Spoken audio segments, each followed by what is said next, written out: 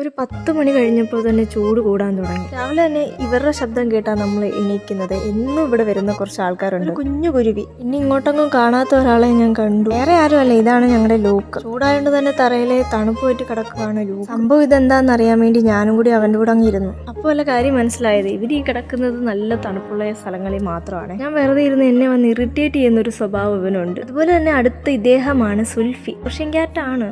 പേരിന് പേർഷ്യൻ ക്യാറ്റാണെങ്കിലും തനി നാടൻ പൂച്ചയുടെ സ്വഭാവമൊക്കെയാണ് ആൾ കാണിക്കുന്നത്. ഇവനങ്ങനെ ശല്യമുള്ള ആളൊന്നുമല്ല, പക്ഷെ ഞാൻ നല്ലോണം ശല്യപ്പെടും. പിന്നെ കുറച്ച് ചവിട്ടി ഉണ്ടായിരുന്നു, അതെല്ലാം കഴുകിയൊന്ന് ഉണക്കാൻ വേണ്ടിയിട്ട്. പൊതുവെ ചെടികളും മരങ്ങളും തോട്ടങ്ങളൊക്കെ ഉള്ളത് കൊണ്ട് തന്നെ കുറേ പക്ഷികളൊക്കെ വന്നിരിക്കും. പിന്നെ അവർക്ക് വേണ്ടിയിട്ട് ഞാൻ വെള്ളമൊക്കെ വെച്ചു. പിന്നെ ഇവിടെ സ്ഥിരം വരുന്ന കുറച്ച് ആൾക്കാരുണ്ട്. ഈ കാക്കയ്ക്ക് ഒരു പ്രത്യേകതയുണ്ട്, ഇതിനൊരു കാലേ ഉള്ളൂ. ഇവനാണ് നമ്മൾ അടുത്തൂടെ പോയാൽ പോലും പറന്നൊന്നും പോവില്ല, കാരണം നമ്മൾ അത്ര പേടിയൊന്നുമില്ല ആൾക്ക്. കാരണം ഇവനെ നമ്മളൊന്നും ചെയ്യില്ല എന്ന് ഇവന് വിശ്വാസമുണ്ട്. ഞാൻ തീറ്റയും വെള്ളമൊക്കെ വെച്ചു കൊടുക്കുന്നവരെ അവൻ എന്നെ നോക്കി വെയിറ്റ് ചെയ്ത് നിൽക്കും. പിന്നെ കാക്കകൾക്കുള്ള ഒരു പരിപാടി എന്ന് വെച്ച് കഴിഞ്ഞാൽ അവർക്ക് എന്തെങ്കിലും ആഹാരം കിട്ടിയാൽ മറ്റു കാക്കകളെയും കൂടെ വിളിച്ചറിയും. എന്തായാലും ഇവന്റെ ഇണയാണെന്ന് തോന്നുന്നു. ഇവൻ വിളിച്ചപ്പോൾ തന്നെ വന്നു. ബാക്കിയുള്ള ഫുഡും കൂടെ അതെടുത്തുകൊണ്ട് പോയി അവന്റെ അടുത്ത് തന്നെ പോയിരുന്നു കഴിക്കുന്നത് കണ്ടു. വെള്ളം വെക്കുന്ന കണ്ടോണ്ടാന്ന് തോന്നുന്നു ഓലഞ്ഞാലി വന്നിട്ട് അവിടെ ഇരിപ്പുണ്ടായിരുന്നു. അവർക്ക് എല്ലാവർക്കും ഫുഡ് കൊടുത്തു കഴിഞ്ഞ് പിന്നെ എനിക്ക് കഴിക്കാനുള്ള ഫുഡ് കൂടെ ഞാൻ അങ്ങ് എടുത്തു. അവധി ആയതുകൊണ്ട് തന്നെ ചോട്ടു ഈ നാട്ടിലെങ്ങും ഇല്ലായിരുന്നു. ഫുൾ എൻജോയ്മെന്റ് ആയിരുന്നു. അവിടെ നിൽക്കുമ്പോഴേ ചോദിക്കുന്നുണ്ടായിരുന്നു പട്ടിക്കുഞ്ഞുങ്ങളുടെ കണ്ണ് വിരിഞ്ഞോ.